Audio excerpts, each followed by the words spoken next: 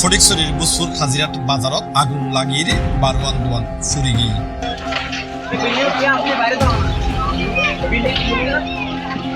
ফেব্রুয়ারির 5 তারিখ ফজর 7 তারিখকে এই অগ্নিকাণ্ডের ঘটনা ঘটছে। এন্ডে মিষ্টির দোয়ান, হাড়োয়ার দোয়ান, বাতের উটল সহ বারোয়ান দোয়ান বাজি আগুন লাগার ঘটনা ঘটছে।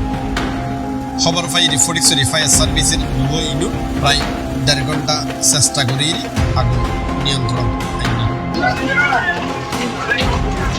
ফটিকছড়ি ফায়ার সার্ভিসের ভারপ্রাপ্ত কর্মকর্তা কামালউদ্দিন চৌধুরী হয় প্রায় 1.5 ঘন্টা চেষ্টা চালাই আগুন নিয়ন্ত্রণ আনি বেলায় সক্ষম হয়। বৈদ্যুতিক শর্ট সার্কিটের তো আগুন সূত্রপাত এগুলি ধারণা করা হয়।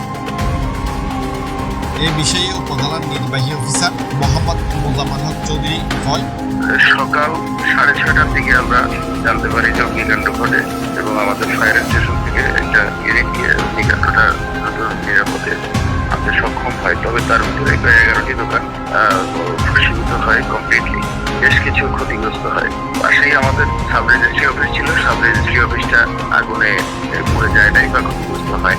যেটুকু হয়েছে সেটুকুর ভিতরে আমাদের বেশ ভালোই ক্ষতি হয়েছে।